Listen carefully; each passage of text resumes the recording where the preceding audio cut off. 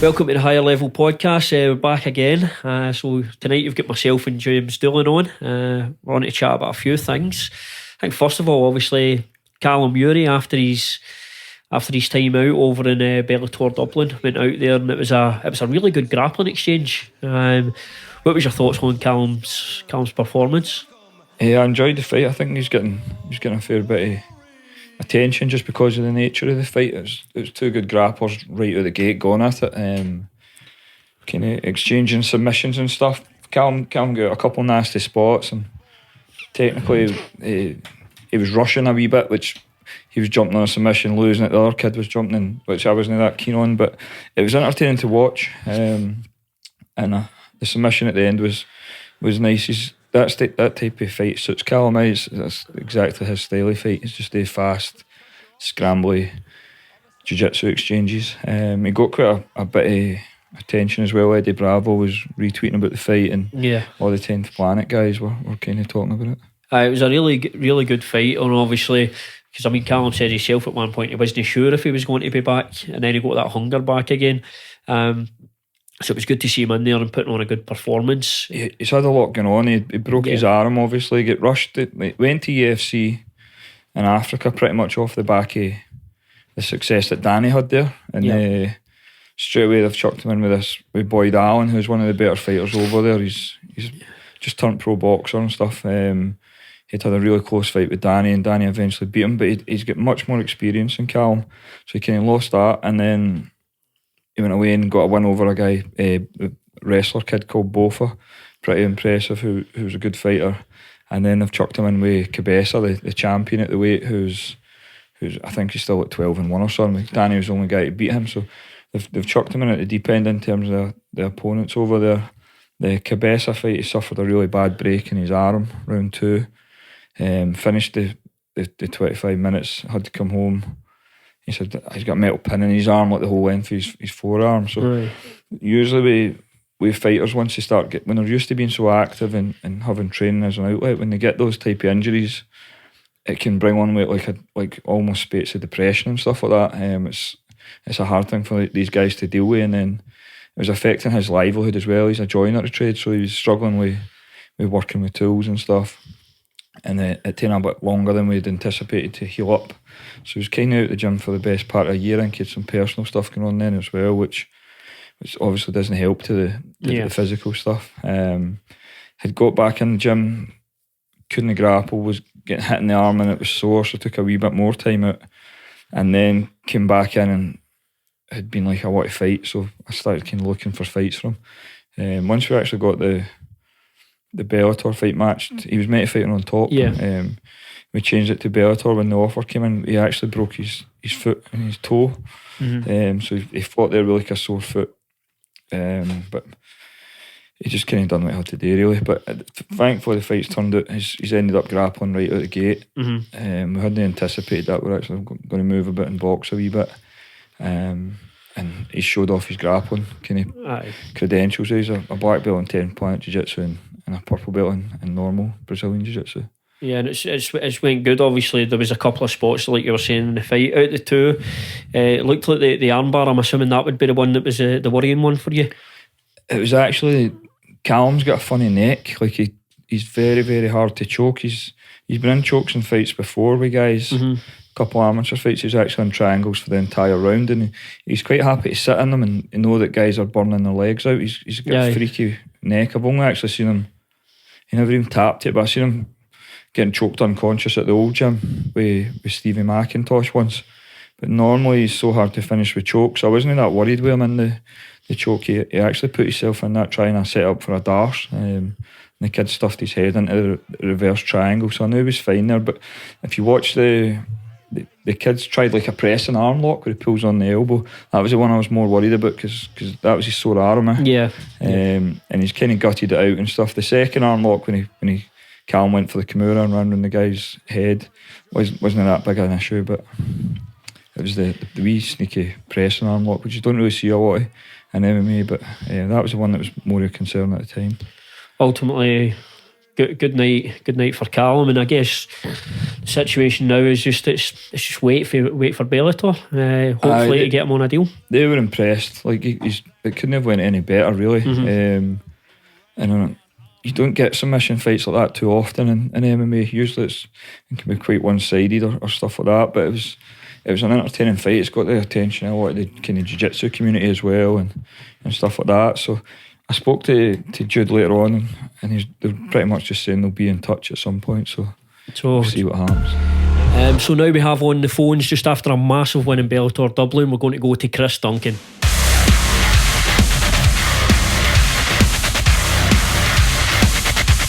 First of all, cheers obviously for coming on the podcast, mate. We appreciate you coming on, giving us some time.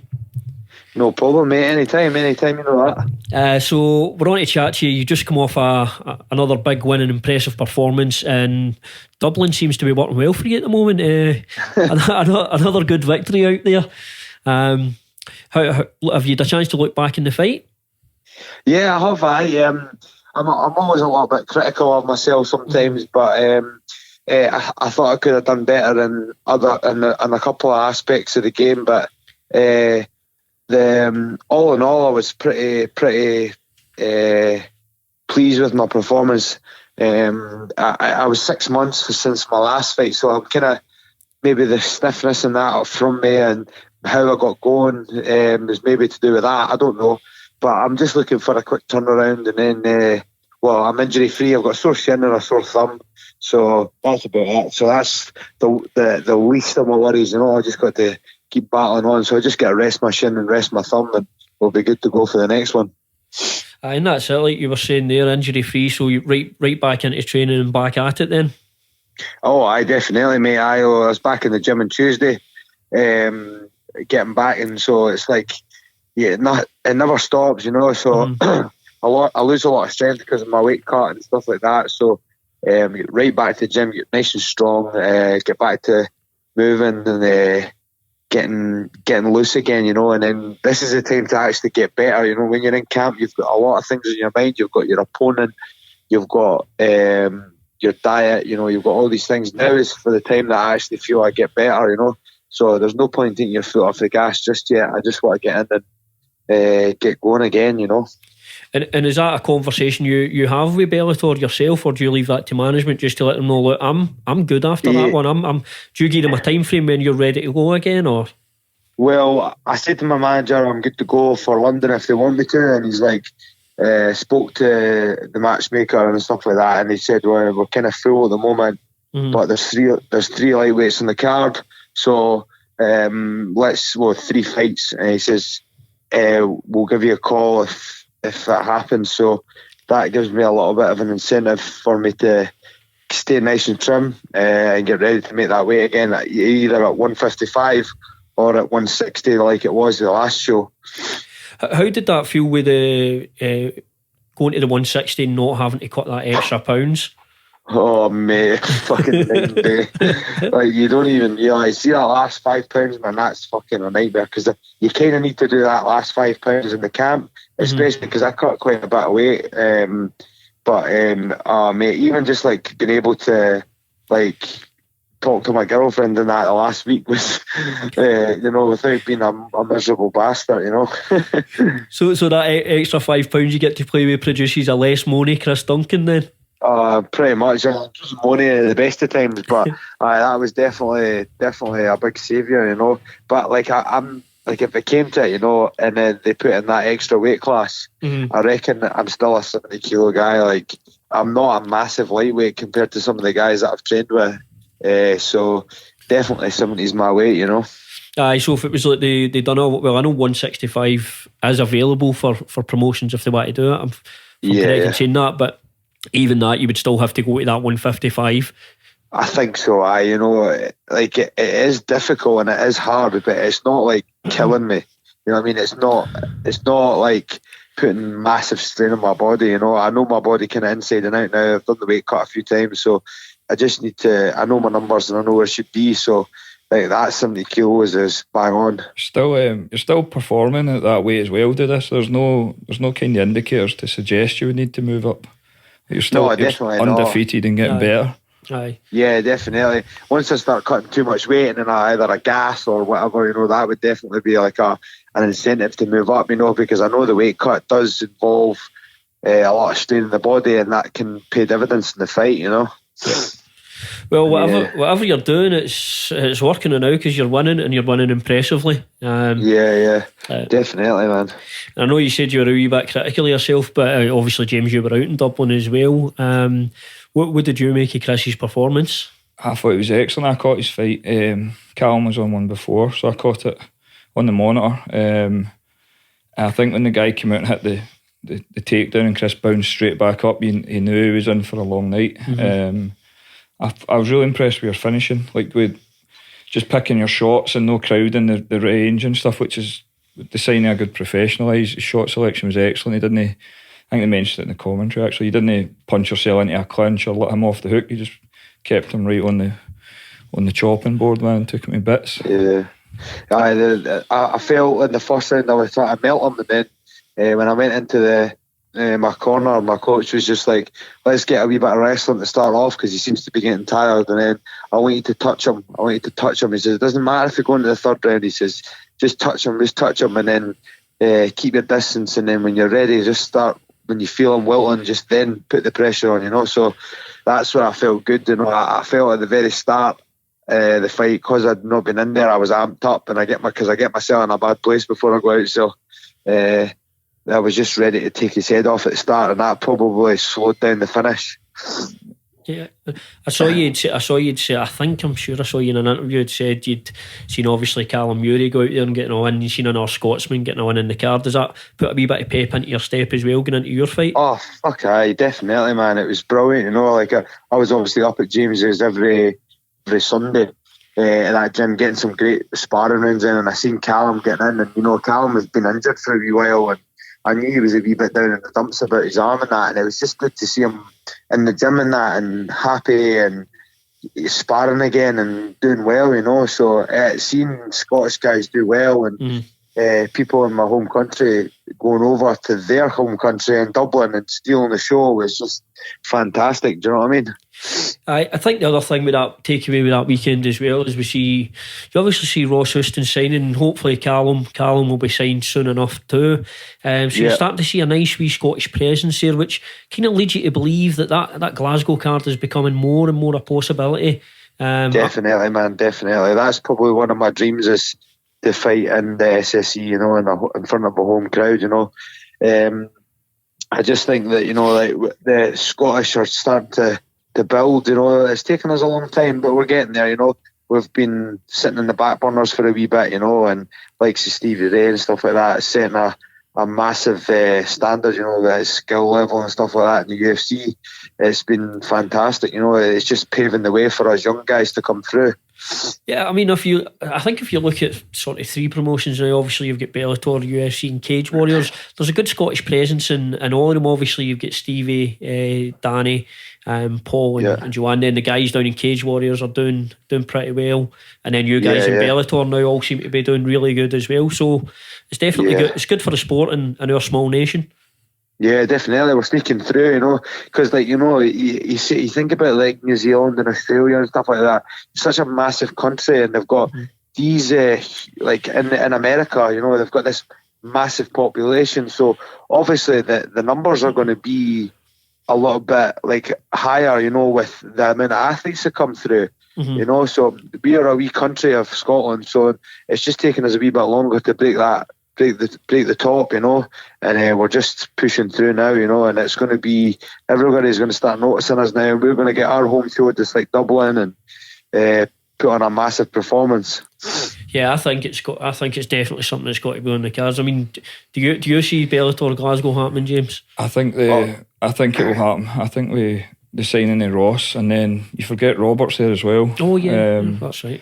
Who come off a big win as well, but it'll only be a matter of time. I think they'd be daft not to come to Scotland with these guys doing well. They'll sell tickets right enough. Yeah, they'll sell well. Yeah, that's with all the guys that are in there now. You've got a solid main card sorted right there. You're just up the road for the North East, where you can get like Callan and Scope and Fisher and all the guys. It's not that far for the guys to come up as well.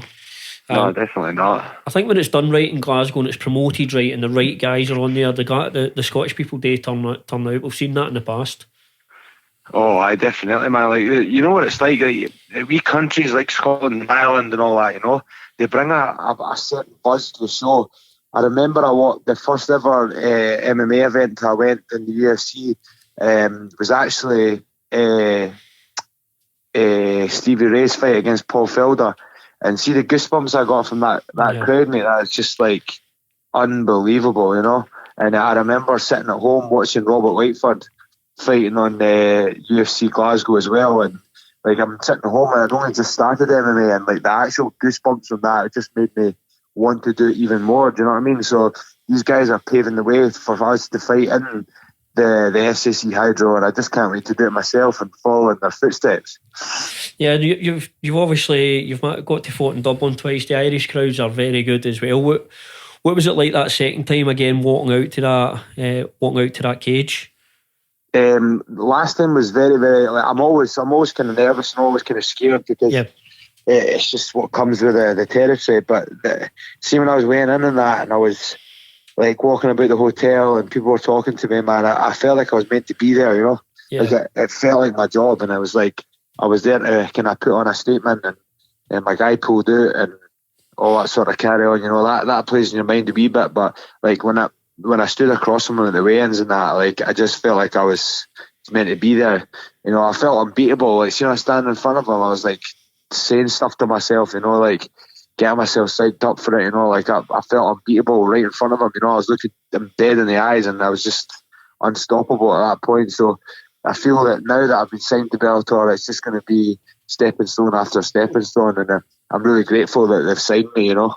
Have you got any idea who you want next? Like, who would you like to get next?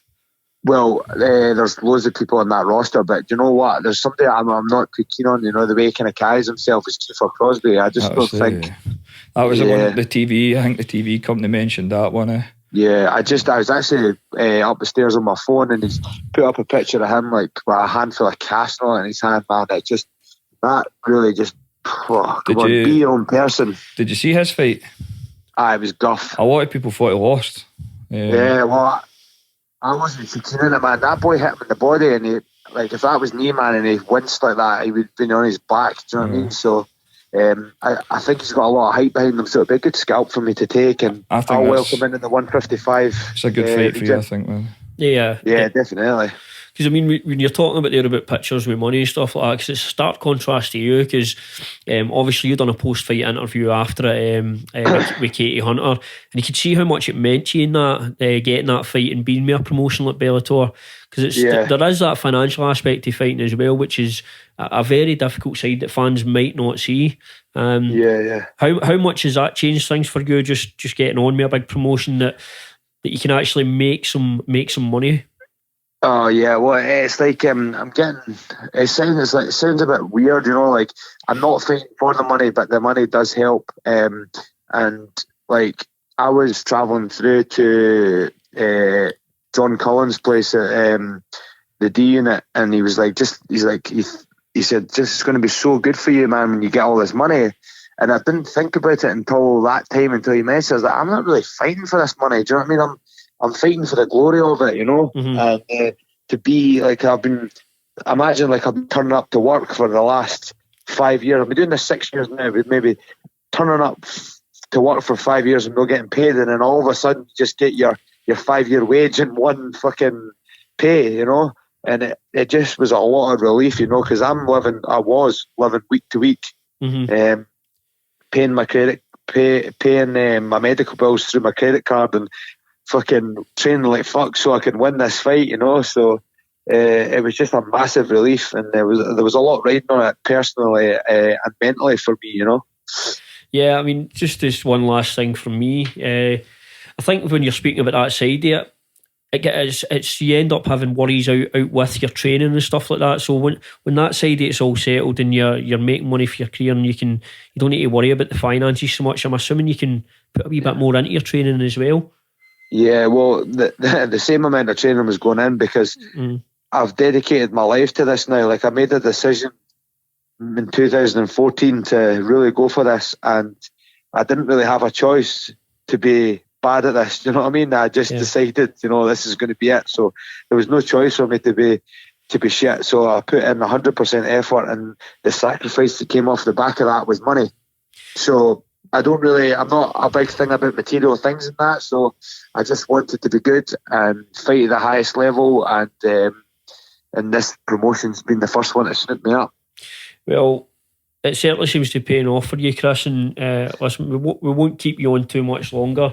We appreciate your time, mate. It was I thought it was a great performance in Dublin. And again, you look like you're going to go places in this sport. Thanks, mate. I really appreciate that. Cheers. And we appreciate you coming on the show, mate. Thanks very much for the time. No problem, mate. Anytime. Brilliant, Chris. Well, listen, thank you very much for coming on, mate, and we'll speak to you again soon.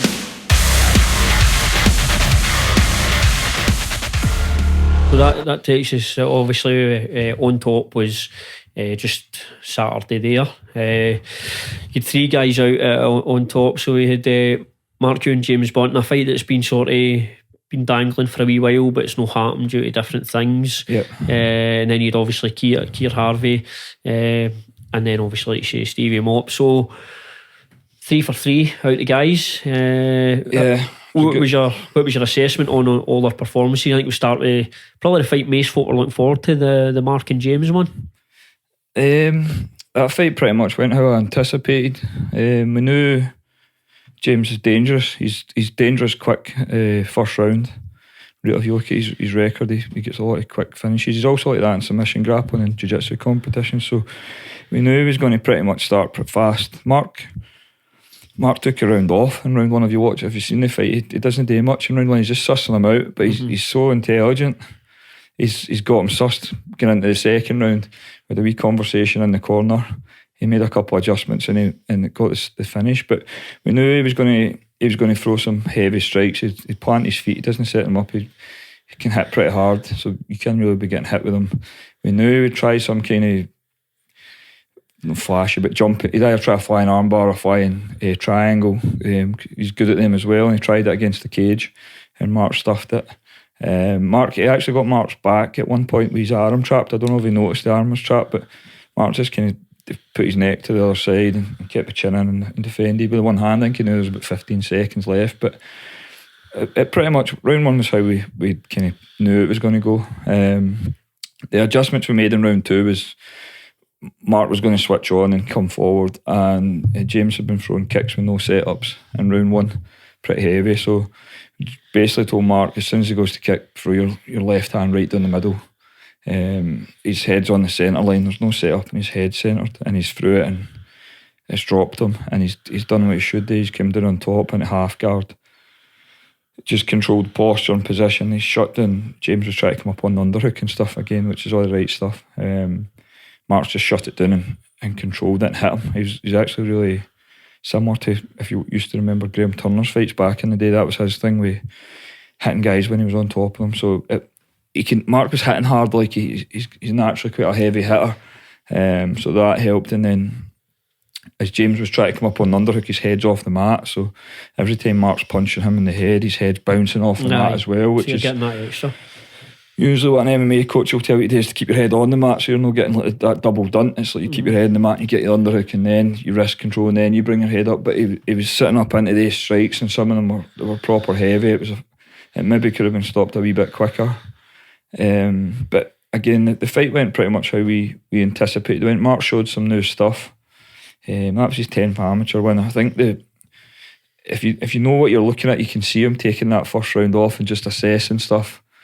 And then when he came back to the corner, we knew, like, right, you've seen everything he's got.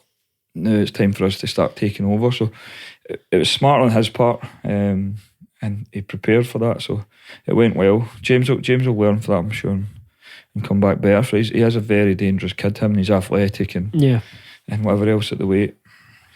So happy with the performance when Mark then executed everything you wanted him to execute? Yeah, he was good. He was really, really good. He's been on a run of hard opponents, Mark. He's had hard fight after hard fight, so it was nice to get him back in Scotland against a kind of domestic level guy. And he was right back in the gym the next day, and I think he fights again in the 11th of April in that Battle Arena show against a Norwegian kid. And are you seeing the adjustments from fight to fight with Mark? Wins or losses? Massive. When he came here, he was pretty much a striker. He was a good striker, offensive striker. He had some problems with his defence. His grappling was not the best. And now his grappling's come on massively. His wrestling's good. We've kind of tightened up his defensive striking. So you could see he's doing a couple of wee things that with his feet and his hands in sync now, that's making it harder for guys to get to him. His footwork's getting better. So when you tie that in with the natural gifts that they already had, a kind of speed and power and his reflexes, and more importantly just the kid's work ethic, and it's not just resigned to the gym. That he's always learning, he's reading a lot, he watches, studies, so he's doing absolutely everything right. But it was just another marker to get ticked off. Like, he's getting better, he's still getting better.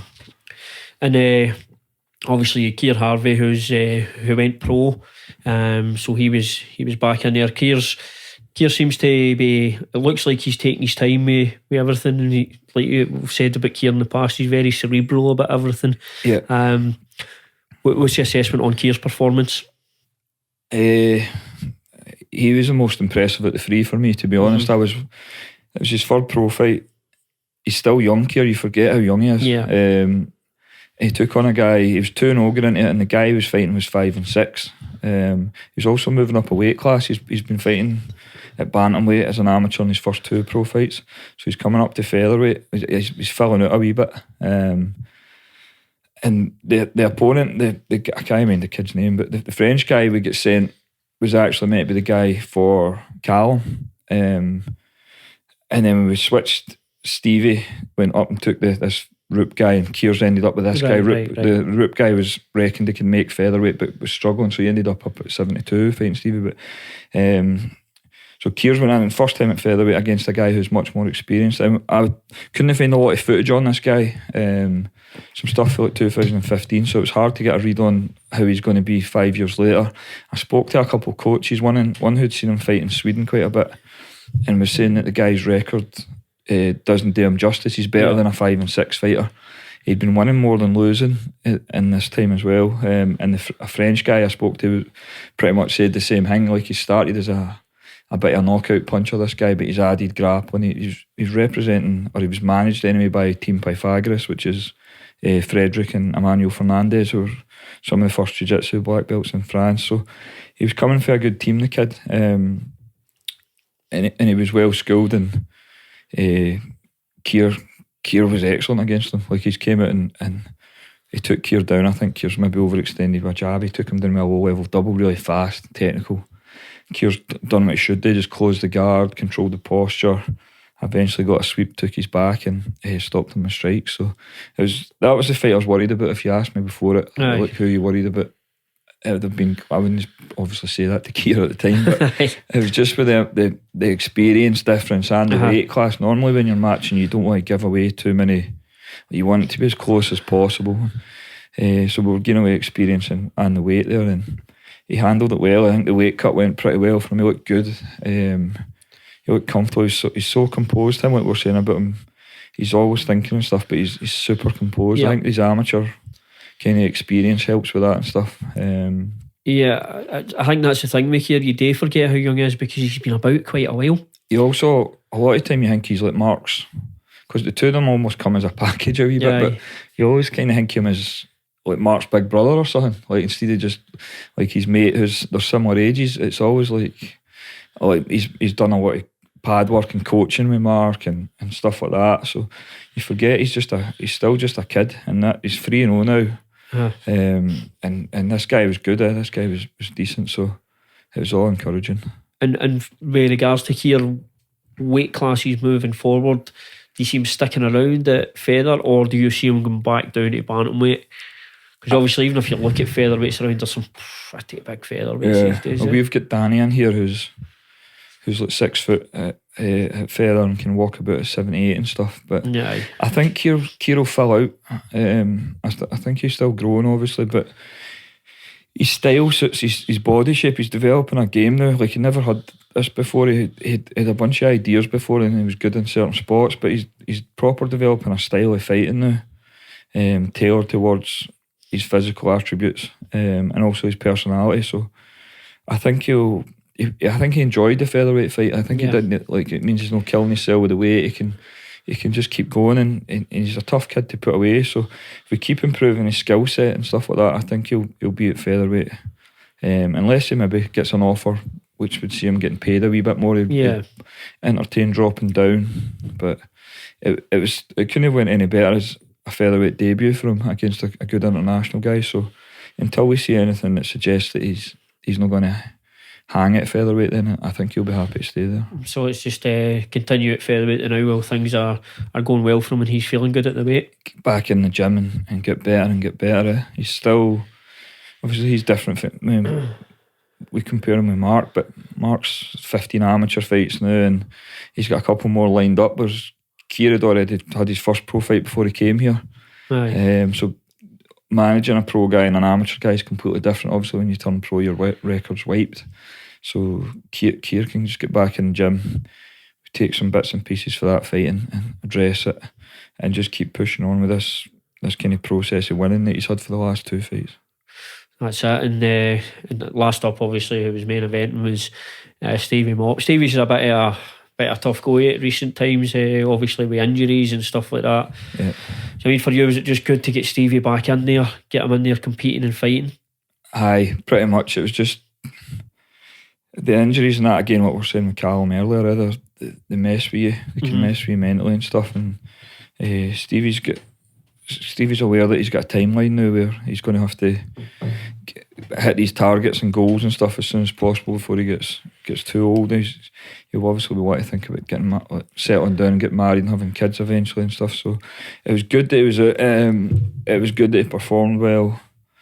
Again, the opponent was decent. I think he was 5-7 or something. So he was not too bad. He had a lot more fights. They ended up fighting at 72 and Stevie dominated him. He showed a lot of stuff that he's not showed before as well. His grappling, his ground and pound, and then he's deadly on the neck, Stevie, whether it's the rear naked choke or the guillotine. So he got this kind of one of his signature finishes, that Marcellotine. So it was good for him to get back out. I'm hoping he can stay busy this year. He's one of the guys that he just needs a little break. Him now. Yeah. That's him 6-1, and he's capable of taking out a lot of named guys. So if he doesn't he'll end up somewhere this year, whether it's EFC or I've expressed an interest in him later on, or Cage Warriors, or he'll end up somewhere.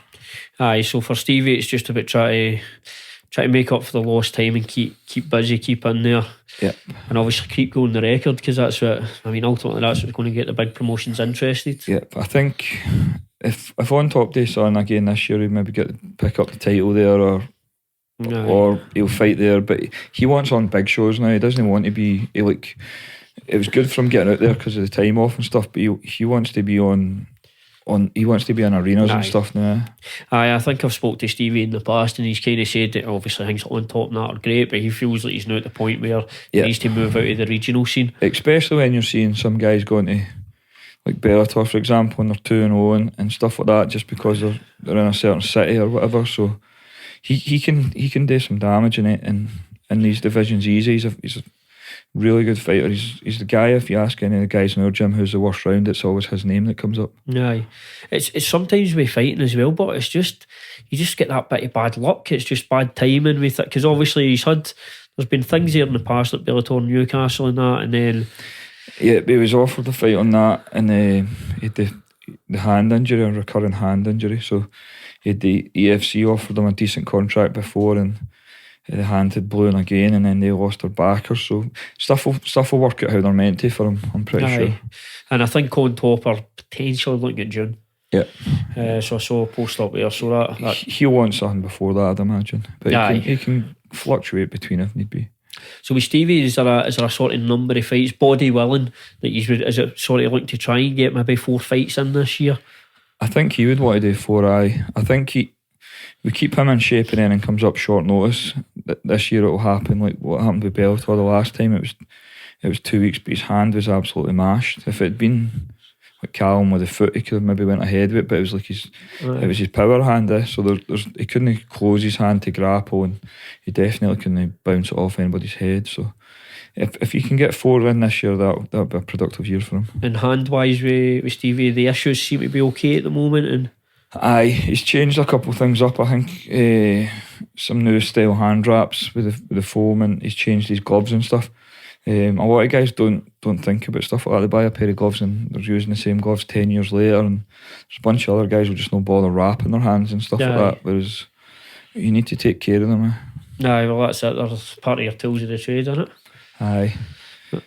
So looking back then, good night for the gym On Top. Everybody went out, and obviously Bellator Dublin, everything went well there. So yep.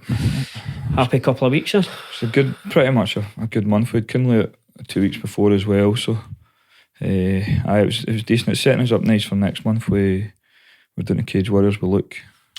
Aye, that's the next big one, because I mean, potentially a win there and you're get a belt and you're so close to the UFC potentially, depending on how things play out with that division in the UFCs. Yeah, but even if it doesn't end up there, there's one or Rising there in Japan as well, with a lot of guys at that weight. See if you had a preference for him, right? Obviously, just taking into consideration his weight class, because I personally feel that if you're a 125er, I think that one might be the best option for you. Because I feel like the flyweights, I know the UFC say 3 letters and stuff like that. I feel like the flyweights in the UFC don't get the same love as the guys in one championship. And I think Demetrius Johnson being out there is a big attraction as well. I'm sure guys like would love down the line to get an opportunity at him. What's your thoughts on that for somebody at Luke's weight class? Preference would be the UFC. It's no secret that's where everybody wants to be. We're in that Bellator show there, as much as that was the first Bellator I've been to or worked at and stuff, and it's a good show, and the production's good, and certain bits of the production's good, the commentary's a bit poor, but it's just not the UFC. Do you know, like when I was there I was like, it's just not the same. Like they just don't, the level of attention to detail isn't the same and stuff. So if you ask Luke, he wants to go to the UFC, I think he'd maybe get kept busier in one or at Rising, but if you had to pick only one, it's going to be UFC, isn't it? Nah, well that's I think with the UFC, I think for a flyweight, I think one is definitely the best option out with the UFC. There's just so many guys in that part of the world that walk about at that size, and then with the weekend there with the Benavidez fight, the kind of interim title, and nobody's won it just because that guy missed weight. It's a division that Dana White can't seem to be arsed with anyway, and it's like every time they give him a wee bit of a chance to shine and something to happen with it, it's like they kind of mess it up. And I don't, maybe I'm being overcritical, but I didn't think it looked, I think Benavidez looked like he was really struggling in that fight. He just it was his last shot, and I felt sorry for him, because I think he's, by all accounts, he's a really good guy and he's been a great fighter in the past. Do you think Benavidez, it's maybe just that time now he called time on it? I think the game's passed them by. I think there's some of the guys at that weight now too quick, too big, and too strong. It just looked like every now and again you get they fights where it's like the young guy comes up and eats the old guy. And that was exactly what that looked like. It's just like the young killing the old. It was a shame about the weight loss, because it does take something away for the fight. Because I know Figueroa's saying he's the unofficial UFC champion. Well, no, you're not, because it's a 125 belt and you didn't make the weight, so that's it. And it's a shame, because that guy is an absolute animal. I picked him to win before he missed weight. I think I picked him to win anyway, but if you look at the stats for guys missing weight, it's 9 out of 10 times they win the fight. I know people, it's such a massive factor with the weight cut and stuff like that, but if you look at the stats, I think it was an American coach actually published them before and I'd seen it, but it's like 9 out of 10 times the guy who misses weight will go in and get the win. So it's an argument for when the guy misses weight and you get the option of not taking the fight. Like when Paddy Pimlet was saying on the last episode, how his coach was like, no, you're not fighting him. It's a very good argument just to say, look, I'm not fighting. Like, you missed the weight, you're unprofessional. It's it's not a true test of who's the best guy anymore. It's like you're naturally going to be heavier and bigger than me. And see, doing it that, let's say, well, we're on the flyweights, we'll talk about that. It feels like a pound at flyweight's a bit different than a pound at 170. That pound at flyweight can make, or two, or what was it, 2.5? Well, it was a 2.5 pounds they missed by. But 2.5 pounds at flyweight it might as well be a chasm, because that might be what kills you going into the fight effectively. It's a bigger percentage of your overall body weight. Yeah. But like, you ask the guys if they're cutting weight, like when you were speaking to Chris Duncan there, if you give them the option and saying like you don't need to make that weight, you can go 5 pounds heavier, they're all going to give me the 5 pounds heavier. Aye. And so it's just a natural. If the guy doesn't make the weight, he's definitely coming in much bigger. They can go on about him being depleted and stuff like that, but they guys are like, there's a line where they're going to draw and say, right, stop trying to cut weight or you won't be able to fight. So it's just a massive advantage for the guy. Aye, definitely. So obviously Luke's fight coming up pretty soon. He'll be on the same card as Aidan Stephen, Paddy Pimblett. It should be a really, really good card.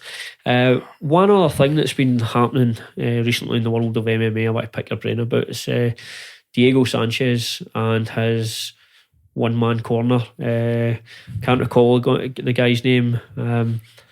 I've heard some weird corner advice, but it was things like he was saying you need to get sticky. And for obviously a coach's point of view, when you see that, what do you think of that guy and what he's doing?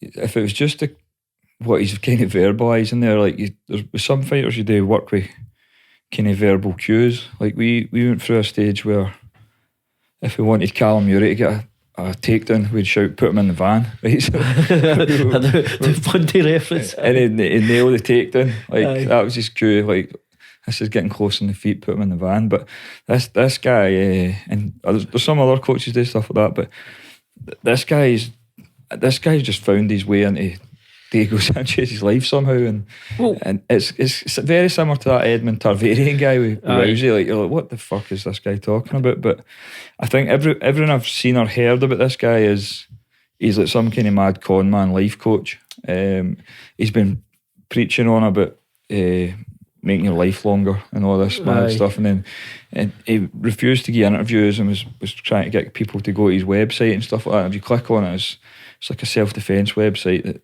sells supplements and whatever else. So the guy's obviously he's blundered his way into the biggest organisation in the world, a main event spot. Right. He's not got a clue what he's doing in the corner. I think Diego Sanchez isn't the smartest guy in the world now either. No. But he's took to this guy. It's almost like they kind of need each other. He's been tricked. But imagine going for kind of Greg Jackson. Then after that, he was at Sal Habero as well, which is a famous jiu-jitsu coach, and now he's got this mad guy in the corner. No, talking about I mean, he'd be better off with a defence lab in his corner, to be honest with you, at this point. It seems like. But the other thing I've noticed as well is in that fight, Diego seemed to, I don't know if I'm correct here, but it looked like Diego was hanging back, whereas I was thinking you need to close the distance and get close to Pereira, and it seemed like he was just getting picked apart. And then he done something that, I mean, it was an illegal strike, but it's just something you wouldn't expect for Diego. Yeah, he quit, which it's easy for guys to sit on. It's not like him, because how many times have you seen him rocked and wobbled and taken an absolute beating but still go? But he's at a stage in his career now where he's getting paid a lot of money. If you check out how much money he made, if you say to him you're going home with $120,000 or $240,000, you've got a family, you've got bills and whatever, you've had your arse kicked for 2.5 rounds, you're going to lose on points, and somebody says that's your out, like, and he's maybe done that, but he's a strange guy to say that he's quit, like, because if you watch some of his other fights, he's taking absolute doings and been battered for pillar to post, and he keeps going. But his game plan was terrible for that, other than that mad rolling thing at the start, which was pretty cool. His grappling's frightening. It wasn't that long ago he fought Marcin Held, who came over, and he's like a really high level grappler, and Diego absolutely schooled him on the ground, out wrestled him and made him look stupid. And he's got the ability to do that with most of the guys in that division. He can out grapple them, but his wrestling's poor, and his striking's obviously terrible. So he's ended up just hanging away for a guy who wants that space. Seems like a bit. It's a hot topic now. But next up, we're going to go to the phones and speak to Chris Fields.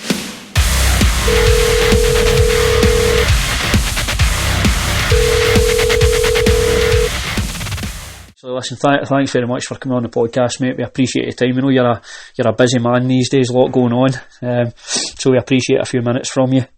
Yeah, anything, man. I've had the pleasure of meeting James Doolan on multiple occasions, and he's out for you, so you're all good in my book. Yeah, James is a good guy, man. Really good gym, and obviously that it seems like everything's going well for you. I mean, your gym's producing some really good fighters. Obviously, Ian Gary at the moment seems to be the guy that's he's catching a lot of the headlines. He's doing really well. But first of all, I just wanted to chat to you about yourself. Peter Graham announced that you were going to be fighting in Cage Warriors down in Birmingham. When the news came out, though, one thing I noticed, it seemed to be a lot of people were obviously surprised. Did a lot of people think you were retired? Yeah, I don't know where that myth came from, because I was supposed to fight in May in Sweden. Now I kind of have been fighting abroad, as in I haven't been involved in the Ireland scene or even the UK scene for a little bit. So my last few fights have been in KSW. Then that fight was supposed to be in Sweden, and that got cancelled 2 weeks before against Carl Brexton. He just signed with Bellator. He was the Superior Challenge champion. That's what I was fighting him for. He pulled out 2 weeks before because I think he got injured on Risen, I think it was. Yeah. He won a fight on Risen, he got injured, so he was out then. He couldn't. The turnaround was too close. I think it was 5 weeks, and 2 weeks out, it just said, look, he's still pretty beat up. I usually, especially a guy like Carl, he's been around a long time, so he pulled out. He obviously had good reason. You know what I mean? But that was supposed to be my last fight. That was May, so I never once have I said, I suppose that people are just seeing me in the role as a coach recently a lot, you know? Yeah, that's sort of it. And obviously, you were obviously fighting with KSW, who are a big promotion, but it's like kind of almost like the one championship effect. They're massive, they're a big promotion, but because they're not UK based, you don't get the same eyeballs over here. So it's almost like people kind of forget sometimes. It feels like anyway. Yeah, that's actually why one of the reasons I want to fight on Cage Warriors is I am only going to have a few more fights. Yeah. Possibly 2 to 3 is my plan. I spoke to Graham about this. Cage Warriors is kind of like home to me. I've been through the ringer with them as a coach, as a fighter, as everything. The yellow gloves feel comfortable. So it was I wanted people to see my last few fights, and Cage Warriors offer me that over here. So it was kind of a no-brainer for me, in a kind of way. So, whereas the likes of KSW, amazing show and a joy to fight on. It was almost Pride-esque how they do this show. It's something I'll remember for the rest of my life. But it didn't offer me that. It didn't offer me that. Yeah, that's it. I mean, in terms of when you're looking at the UK, obviously I know Bellator are trying to make strides in Europe as well, but Cage Warriors, just the platform they're on, and they're quite accessible for people in the UK. So for that point of view, it does make sense. And I guess the other thing as well is that belt over there is vacant at the moment. So I'm assuming you must have your eyes on that, surely. So kind of my plan at the moment is I'm going to fight in April. After the fight in April, I'm going to throw my hat in the ring for the UFC in Dublin. And then if that doesn't come about, then I'm going to fight for the belt in Cage Warriors. And so either fight for the UFC in Dublin and then retire, or fight for the Cage Warriors title and then retire. Them are 2 out. Yeah, so it's kind of is it almost like you've got that end date on the career, but it must be good to have other things going on. But is this almost a period of you want to get closure on your career and then you can move on? Yeah, I'm sure you've had these conversations with James, an excellent fighter, someone I used to enjoy watching. I would have followed his career as both a fighter and a coach. I'm kind of lucky that I get to do it like this. I get to call, make my own calls on it almost. Obviously I don't get to decide which way exactly it goes, but I get to say this is my end date. A lot what felt like was happening, and what might have happened to James, and I'm sure it's happened to a million other guys that coach, is that the coaching started to take over a bit, and I could see it start to drift away from me. and I kind of went, right, I need to make a call on this now. They want to do it my way, you know. So it does seem like that. Yeah. Is it something that, when you're talking about that there, it could have, when you get into the coaching and you're looking after your guys in the team, do you think that time could have just went away so quickly that you would have lost the opportunity? Is that what's just spurred you on to? Yeah, I think I would have turned around and I would have been 38, 39, and I would have been like, shit. What? Yeah, and like, you'd still be hanging with the lads in the gym and you feel good and all, but like, I don't want to be that age fighting. You know, I don't want to be trying to, like, and like, I as well, it's nice for me to just go, right, that's me done now, and now it's just about coaching, and I don't need to talk about if I'm fighting again or any of that kind of stuff. It's just done now. And I love coaching, I adore it. I feel it's what I'm, like, what I was kind of, I know this is cliche as fuck, but I feel it's what I was born to do, you know. I feel like I enjoy helping people, I always have, you know what I mean, and so I've got like a talent for something, and I feel I'm a much better coach than I ever was a fighter. I think my understanding of the sport is greater than my body was ever able to put it into practice, you know, kind of way. Yeah, I mean, I think the other thing as well is it seems like you are in a really good spot, because so many fighters don't have things to fall back on. You've obviously got the gym and all that sort of stuff, so you do see some fighters just fighting on and on and on. I think Diego Sanchez recently springs to mind, but it's good that you've guys got on the local team too. It's, you know, it's a scary thought, man. I'm very lucky as well that I've been like always been surrounded by good people, you know. My missus and my business partner Tom, and then the likes of Carl and stuff. And I think they'd just say to me, "That's it now." You know, kind of way. That's enough. Like, they wouldn't let me go on and on if I wasn't capable. Like, if they were, if they, like, and I think I know myself, if the drop off happened in the gym, you know, I'd be very honest with myself. I think in that way, I think a lot of people aren't. They're not. I suppose like they make excuses, or, you know, I don't want to be some guy getting battered for some young lad to make his name, you know. Yeah, absolutely. And it obviously helps as well, because you seem to really enjoy the coaching aspect of things as well. And whatever you're doing, it's obviously, I know it's a joint venture in the gym, but whatever you guys are doing over there, it seems to be working. So I think I saw you were talking about the win percentages there, and your win percentage in the gym was. Again, I keep throwing it back to him, but I've said this on many occasions. I like, this whole thing was following guys like James's lead, like guys who come from a position like myself into coaching, and it was something I saw him do about a year and a half ago. I saw he had a whiteboard with the wins and losses for the year, and he kind of done them out, and I went, geez, that's brilliant, excellent, because I'm answerable, you know. You have to be answerable. Like, my team, for the first time ever, we had a night where we had more losses than wins the other night, and I was fucking devastated going home, like, actually devastated, like sick to my stomach. felt like a loved one had died. You know, that kind of thing. So, like, that's how much it means to me. Like, again, when you fought at high levels and you've been in the highs and the lows, I know what the lads put in, and, you know, a couple of things just didn't fall the right way for boys on the night, and then I know how they're going to feel when they get home, and that's what gets me. That I know that they're going to be sitting there going, I should have done this, or could have done that, or, you know, this kind of thing. That's the thing with a sport, though. There's so many. That's why people love it. That's why we love it.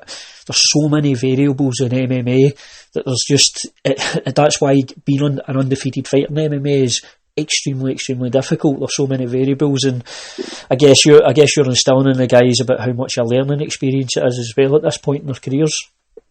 Yeah, I'm not a fan of the whole win or learn thing. Like, I think like, you know, there's also losing and drawing, but but like, I do feel like, you should be able to pick stuff up from your losses. But, you know, I think for me that puts a little kind of you know, it's like she just lost.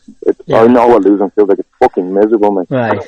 It's absolutely miserable. Like, it's torturous. It's miserable. It's gonna pull on your heartstrings for probably the next 3 months, and then, like, I could tell you every situation I lost. I couldn't explain my wins to you. I don't remember them. You know what I mean? Yeah. I can tell you every situation of how I lost. They fucking haunt me at night. I wake up at 3 a.m., start to feeling and feel sorry for myself for a bit, you know.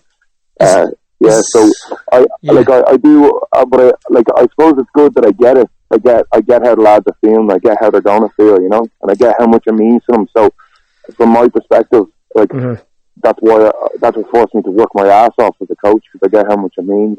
Yeah, it's something James I've spoke about. James has said to me in the past, he's like, he feels that as a coach, it doesn't, not necessarily all the time, obviously, like maybe Greg Jackson is an exemption, but as a coach, he feels that the best coaches are guys that have been there and done that and experienced it, what the guys in his gym are going to experience. Was that something you would agree with a bit?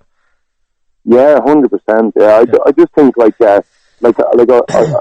there's a cool photo of James and like Paul. I know Paul Mackay quite well too, and the two of them in Japan cutting weight. You ever see that pic? They look like they're in training spots. Yeah, I've seen that pic. It is not a good pic. That is a bad one. But James can know. He's been there. He's done those miserable cuts. When lads are struggling and this kind of stuff. So that's kind of what he's referring to there. He's been through it like each and every way, and the wins, the losses, the misery, the joy,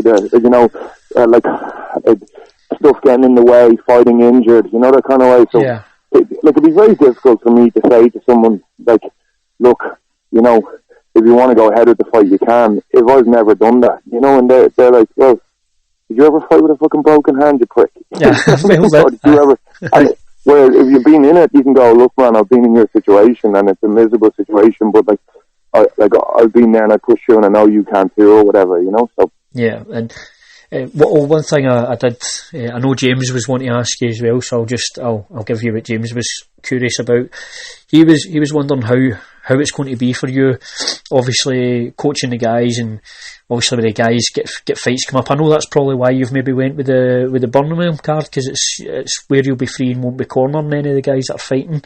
I did that purposely. I said to when I spoke to him, I said that's the card I want to fight on, and then I also said to him, don't book any of my guys on the card. So you can, because would that be a new thing coming up, leading up? Obviously, you're in camp. You need to make sure you're ready. But if guys are training around you, how do you think that would go? Obviously, you're a father, gym owner, all that rolled into one. How do you think that's all going to be? Yeah, it's going to be a little bit strange, but like today, say for instance, I went down. So Thursday is I don't coach during the day, so I actually take my son to play school and pick him up, and I brought him to the gym. He watched me spar today with the lads. So what I've done is I've created my own training partners, basically. They're all high level guys, So he came down. He sat on the couch with his toys and his little colouring book, and he just looked. He doesn't even do either of those things. He just stares at spars. Yeah. And afterwards, all the lads know him from the gym, so he jumps in, rolls with them, messes around. He's hitting pads with me and stuff. And then we went off and had some food, came home. My wife took him, then I had a little rest, and then I was back down there. I did my stuff tonight, some more pads tonight, and then I watched a bunch of my guys do their rounds. So I like being around the gym. It's not really a chore to me. Yeah. So it's not not the end of the world, but I don't think I'd want to be doing it for 20 more fights. Yeah, it's gonna suck a bit of the life out of me, I'd imagine, as it gets closer. But I think my whole career I was fighting it. Carl could tell you this. When I was fighting, I was coaching him all the time. Even though I wasn't his coach, that's what I was doing. I've been doing it for lads for years, going in and meeting them to do pads with them, or meeting them to go over some stuff. It's just kind of in my nature, so the role suits me, I think. Yeah, that's it. Well, it definitely seems to be something you're enjoying at the moment as well. And the gym's successful and it's growing, and I guess that leads me into the next point I want to talk about is Ian Gary. He's obviously he's announced, but no opponent. I think he's on the same card as Luke Shanks as well, who's fighting for the title. So James will be down there. Right, yeah. So I know he's having difficulty matching Ian, but is that something you're finding it is really a struggle to match him, just purely because how talented he is and how big a risk he is for maybe a named guy? Yeah, well, that's a few names they get thrown around. Mm-hmm.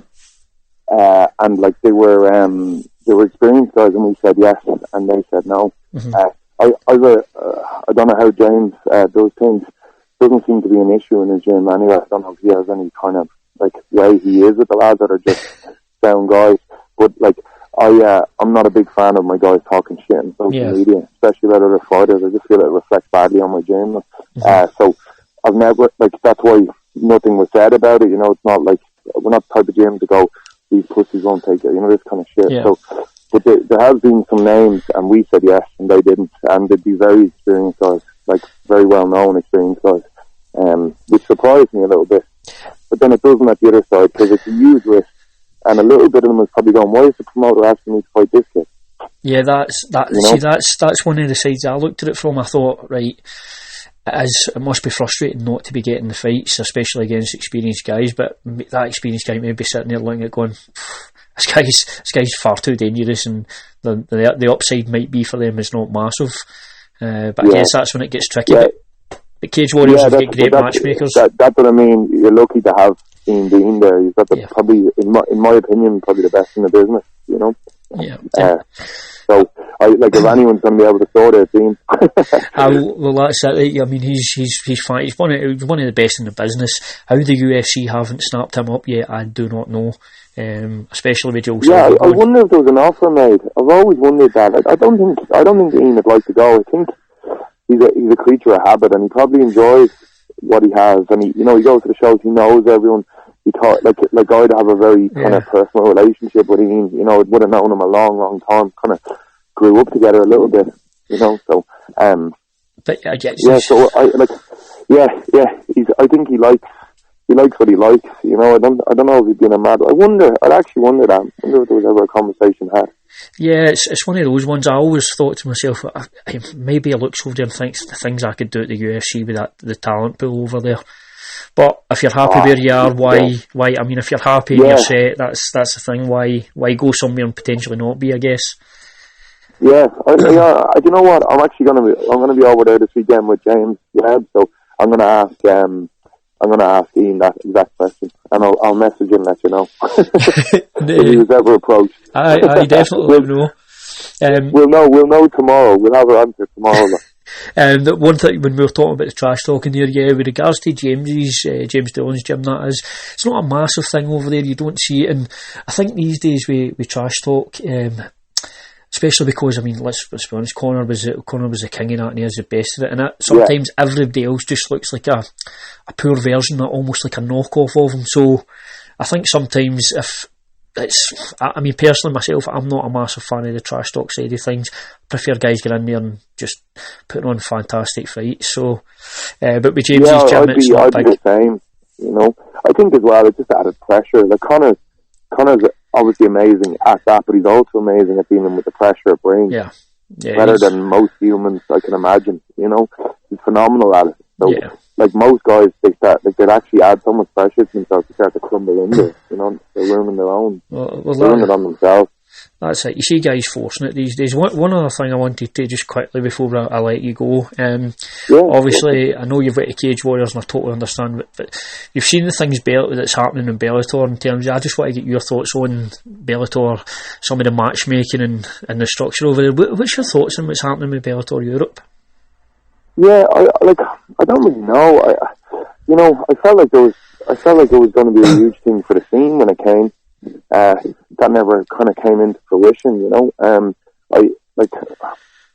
There's been some good fights made on it, but like a lot of times it's just favouring someone they're trying to build. I think there was spec. Like I've offered a bunch of my fighters up for it, and we've never once been taken, never. And the experienced guys who have wins over very well known guys in Bellator. As in from around the UK and Ireland, but is that a politics thing though? I'd imagine. I'm guessing. I wasn't told that, but I'm guessing that's the case. You know, I can't imagine why, because there's guys with far worse records competing on the show. I don't have any real issue with the show per se. I just kind of feel like, I'd like to see, I was actually signed to Bellator at one point when they first came to Northern, and I was supposed to fight Liam McGeary and got injured. About 2 weeks before. But that's the kind of fights I want to see on it. You know what I mean? Yeah, I mean, I almost feel, I'll just throw my 2 cents in that. I mean, I like it because they're giving Scottish guys an opportunity, and so are Cage Warriors, don't get me wrong, so are Cage Warriors. The only thing that kind of irritates me is the way they structure things, and I almost feel like when you look at Cage Warriors, you see the route to the belt, you see progression for guys to a belt. In Bellator, it's almost like you don't really know what the hell's going on, and the whole watch things in Channel 5, switch to Sky Sports, go to that, all that. I think that's madness. That part is absolute madness. I don't understand how they couldn't get a proper deal. I'd imagine they could. It just seems a bit bananas that they don't have it. I know, it's like I was sitting down speaking to Chris Bungard, and I'm like, so you're fighting at 10 o'clock, but I can't actually see the fight till 3 in the morning. So that's ridiculous, man. And you're going to know it.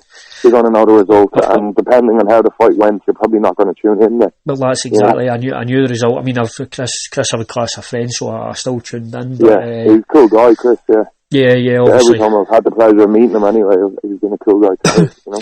Well, I'll let you go. So, but listen, Chris, if you're ever over in Scotland and you're down, I don't know if you've been in and checked out the new higher level facility. It's I haven't. I've actually spoke to James a bunch of times about popping over. Like, I'd actually love to. You know, I might actually make a week of my camp this time going on, because I'd love to get some work in with James. I'd love to pick his brain on a few things as well. I'd love to, like, kind of, as I said, I've always kind of admired his coaching style, so I wouldn't mind picking his brain a little bit, getting some ideas off, robbing them, and then pretending they're mine. well, listen, if you're ever over our studios in the gym, so we'd love to get you in the studio and sit down and have a chat with you live and get you back on the podcast again. But obviously, Chris, going forward, best of luck in the fight. I look forward to hearing who you're going to be in there with in April, and obviously best of luck with the gym and all the guys there. Thanks very much, James. Nice chatting to you, brother. It was nice speaking to you, bro. Have a good night. So, also this week, after a busy couple of weeks for the gym, it was announced that Danny Henry is going to be back in there. It was announced a wee bit prematurely, wasn't it? Aye, we got the offer. Was that Monday, I think? We got the offer and stuff, and he'd verbally agreed it. I think the other kid must have agreed as well, and then somebody's announced it, so it's happening anyway. Danny's signed the contract now.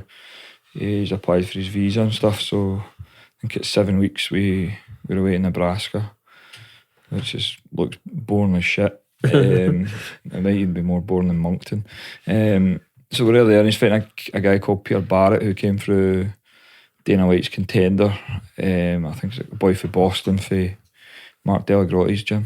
Yeah, and it's been a while, obviously, for Danny since his last fight. So he's had a lot of things happening in between then and this. So, but had you been trying to get Danny matched for a while then, or? It was matched. I can't even mind the date. It was matched late last year with a guy called Mike Davis, and then I had an injury, so we had to pull the fight. And then he's been back in the gym pretty consistent since the start of the year. So basically, the last time I spoke to Sean Shelby was we renewed Danny's contract, so he got his second contract. And then I got back to him just saying, look, Danny's good to go.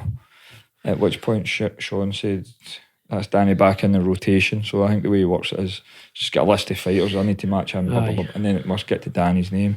And it came up. So that's him got a date anyway. So he'd been in training, he'd been helping with a lot of the camps for Stevie, Mop and Mark and Calum and stuff like that as well. So we've got 6 weeks to do a proper full camp, get his weight done, fly over and then get the fight. And will you get an opportunity to then look at the opponent a bit more? What have you looked at and seen so far? I watched the Contender fight a couple of times.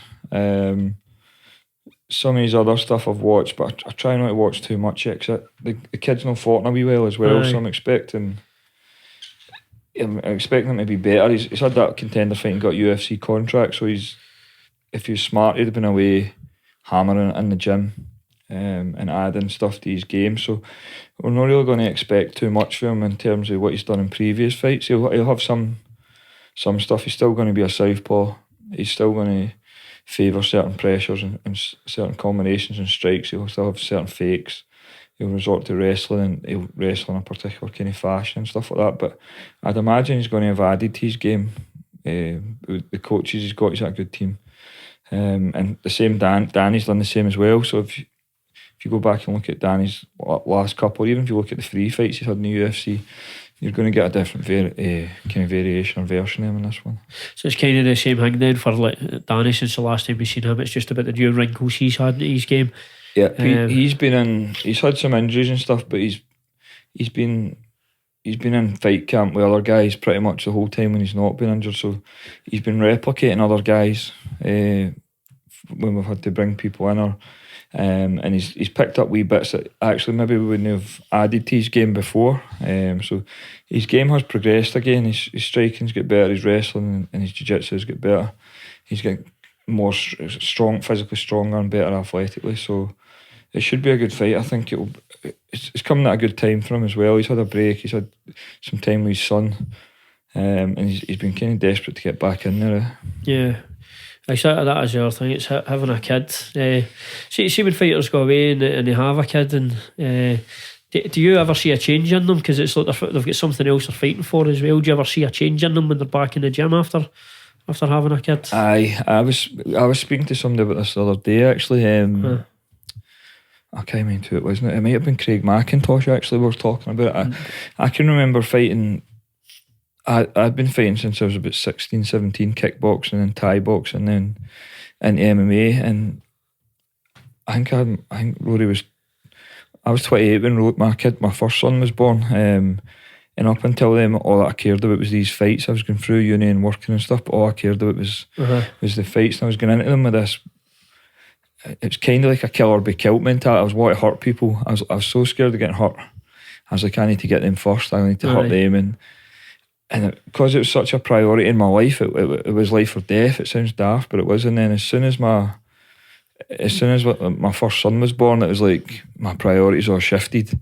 And for me, it didn't suit me as a fighter. Like I wasn't that not focused, but I wasn't as worried about hurting people before they hurt me anymore. My focus was, is my kid alright? Can I provide for my kid? Aye. So the fighting, something definitely changed in me in terms of the fights, but there's a flip side of that where I'll use Stevie Ray as an example for that. Stevie's been working as a labourer before and had kids, kind of agency work when he can get shifts here, there and everywhere, scraping to get by. And he knows, like, if I put everything into fighting, I can make decent money here and I can provide for my family and my kids. Whereas I was always like, I'll find a way of providing one way or another, whether it's teaching martial arts or whatever. But Stevie channeled his fighting and his purpose of fighting through his kids. Right. And he's got 4 kids now, but it's like almost every time he's had another kid, it's levelled him up with this intensity. And when I was fighting, I couldn't.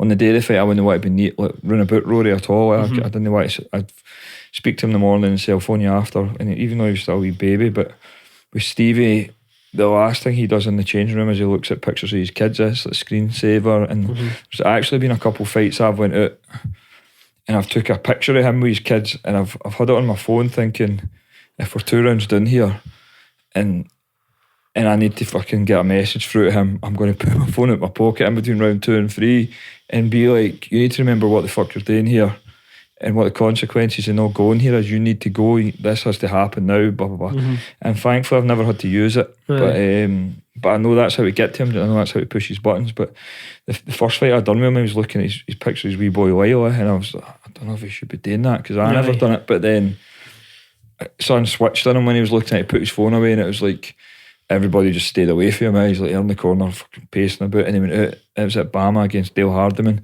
and he kicked the shit out of him. And then I was like, that's how I get to him. That's how I can get the best out of him, kind of psychologically and stuff.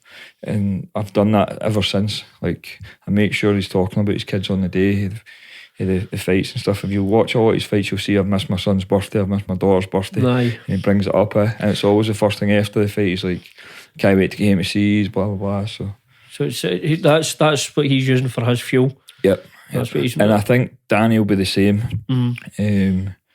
Danny will be the same, but it's not for everybody. So like with me, it kind of softened me a wee bit.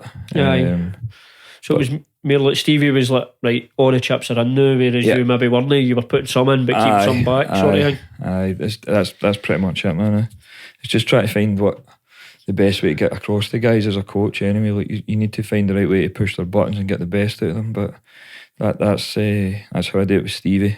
I was speaking to Craig Macintosh about it because he's obviously just had a son as well, and I was trying to gauge how it would affect him, because he was a kill or be killed guy before. Like you've seen it in his fights, he would either come out and smash the guys or he'd make daft mistakes, and sometimes he was quite reckless chasing submissions. And I was interested to see how it would affect him. But Craig seems like he seems he's got a right good head on his shoulders now. I don't know if he's mellowing out or he's still got that in him, I think, but he seems like he's definitely matured. He's maturing. Yeah, he's maturing with age, and then obviously becoming a dad, and then I think even him just coaching his own group of people now as well helps. Like you sometimes don't want to take on that kind of father figure role, but when you're the focal point or the head coach, it kind of comes with the territory a wee bit.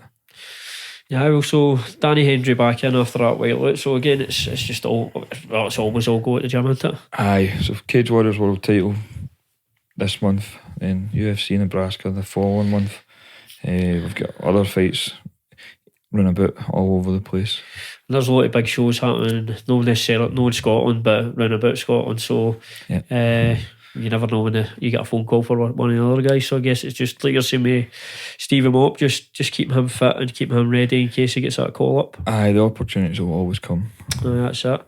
Well, that's us for this show. As always, guys, we appreciate you tuning in, and also if you like the show, please pop over to the YouTube channel, just hit that subscribe button and listen, leave us comments as well, let us know what you think of the show, put questions in there and we'll happily answer the questions. But thanks again, we appreciate the support and you tuning in.